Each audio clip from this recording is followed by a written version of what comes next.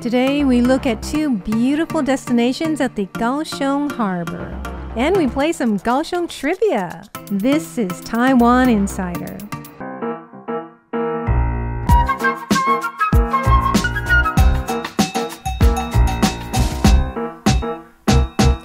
Welcome to the show. Kaohsiung's port is Taiwan's largest harbor. It used to be just an industrial hub, but now it has some beautiful destinations. We take a look at the stories behind two of them today. This is Kaohsiung's Great Harbor Bridge, one of two striking new developments beside the waterfront along with the Kaohsiung Music Center. RTI's Carl Thielen has this report. This is a beautifully sculptural bridge, but that's not the most interesting thing about it. It pivots 90 degrees to let boats pass. I met up this afternoon with Goran Wong, one member of the team of designers, architects, and mechanical engineers who created this bridge. Some people say it looks like a sailing boat, and some people say it looks like whale or dolphin. I think it's great because everyone has his own imagination, but it's all about the ocean, it's all about the harbor. And actually we use the material FRP, which is used on the body of yacht. We use it to create the canopy of the bridge. It's like a real yacht, but looks like a bridge. Yeah. Sort of a yacht turned upside down. Right. Yeah. Did you have a specific image in your mind when you were creating it? Like a yacht. And we also create a deck on the top of the bridge. So it's just like a boat. You can stay on the deck and you can relax, you can feel the wind, you can see the view, you can chat on the deck with your friend. And there are shades. You know that the environment is so hot in Kaohsiung, so you need some space like be shaded. Then you can stay on the shade and feel comfortable. Why did you decide to use a pivot rather than a traditional drawbridge? First, it's more efficient. If you want to hang something like this, if you want to hang the bridge like this, the weight is very heavy. So it takes lots of electricity to hang it like that. But it takes just a little electricity and then you can rotate the bridge. It takes only 3 minutes to rotate the bridge to 90 degrees. And if you want to hang the bridge like this, it may take maybe 15 minutes. And the second, it looks more elegant. It looks like a ballet dancer. So it's not just a bridge, it's an art installation, it's a show. Because the old harbor is too small for the container shipping, so they create a new harbor for the container. This is the old harbor. And this is the Dagangqiao, the Great Harbor Bridge. This old harbor is now transforming into some area which is more recreational. This is the new life for the old harbor. In the old time, the Kaohsiung Harbor is mostly for the industry, and now it's for our culture, it's for our art. Do you have a favorite artwork from the area? There is a new installation called 大港回声. We can translate it into Mega for Echo. It's an interactive sound installation. They put lots of bells on the crane, and you can play keyboard under the crane and the bells will ring. It also creates shade for the environment. If the Dagangqiao is a show of movement, it is a ballet show, and the 大港回声 is a show of sound. It creates a sound experience, create different sound experience for the harbor. In the harbor area, you can see something and you can listen to something. And for other artists, they create something for you to touch. Tell us a little bit about the Kaohsiung Music Center. I think the Kaohsiung Music Center plays a very important role for another beginning, the connection between Aihe and the Kaohsiung Harbor. So Aihe is the Love River. Yeah. Right. Back to 1990s, there are lots of walls that separating the city and the harbor. So when I was young, I have little memory about the harbor. In 2005, the city government started to remove those walls. And then citizens could go to the harbor and start to know the city in different view. If you open the space, but you don't have proper activities, that space will die. The music center, it brings the music activity into that very special space. I think it's very good. And it's a very successful, iconic architecture for the harbor. It looks like coral. Yeah, it's all about the sea and the harbor. Kaohsiung's old harbor is being transformed from an industrial port to a destination with iconic landmarks that everyone can enjoy. If you like our content, do remember to subscribe and follow. Next up, Itamar Waksman with the latest news and analysis. Taiwan's fertility rate is set to be the lowest in the world by 2035. Now some are wondering what should be done. This is a 50-year-old children's clothing shop in Taipei's Wanhua district. The owner says business used to be great, but now it's bad. She says, see, there are no customers. She said in the past, some moms would bring 5 or 6 children with them, but there aren't that many large families like that today. Taiwan has tried to convince parents to have more children by giving child care subsidies, but it hasn't made a difference. In 2015, Taiwan's fertility rate was 0.9, the lowest in the world. In 2020, South Korea's fertility rate was 0.84 and Taiwan's was 0.99. The National Development Council predicts in 2035, Taiwan's fertility rate will be 1.12 and South Korea's 1.18. This means there will be a lot of challenges ahead. So why aren't incentives like subsidies working in Taiwan? NTU National Development Professor Xuecun Tai says many people think children will affect their career and life plans. So children are seen more as a burden than a source of hope. That individualistic mentality is one of the main reasons people in Taiwan aren't having babies. If this attitude becomes more prevalent, Taiwan may be stuck with the world's lowest fertility rate. And here are some of the other stories on our radar. Taiwanese authorities say that key household goods prices rose by 7% year-on-year in October, which is a 14-year high. Inflation overall slowed last month, but excluding fresh produce and energy, prices went up by almost 3%. Large price increases were recorded for key consumer goods like eggs, bread, and toilet paper. Eating out and rent are also becoming more expensive. However, Taiwan's inflation rate is still one of the lowest among developed economies. A team of researchers and students from Taiwan's National Cheng Kung University successfully tested a 2-stage hybrid propulsion rocket on Tuesday. The vehicle measured over 6 meters in length and weighed around 260 kilograms. The propulsion system uses a mix of liquid and solid-state fuel. The new system will be used in the near future for scientific purposes. An official delegation from St. Kitts and Nevis, led by Prime Minister Terence Drew, arrived in Taiwan for a 4-day visit on Monday.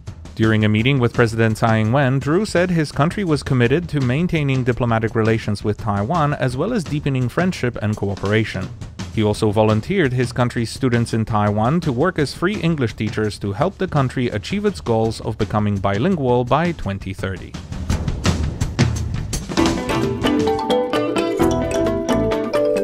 All right, well, now it is time for some Kaohsiung trivia. I'm very excited about this game because I actually used to live very close to Kaohsiung in Tainan. It's the city right above Kaohsiung. So I've been there quite a few times. What about you guys? A few times. I've been there once. Once, okay. All right, you might struggle a little bit during this game. But, well, I've read many books about Kaohsiung. Oh, dear. Okay. Yeah, so this quiz is a bit of a mix of, something that you might read in a book and something that you got to be there to see it. So we'll see how this goes. We can take a look at the first question. So the first question is, who's the mayor of Kaohsiung? Chen Qimai. Oh, nice. Very good. Chen Qimai. We got a little picture of him right there. The next question is, what's the tallest building in Kaohsiung? Oh my gosh. I don't know its name. I forgot what it's called. Yeah. Is it like there's a hotel and then there's like I believe there's a hotel in it. I've never actually been inside. I forgot what it's called, so we need a hint. Okay, let's see the hint.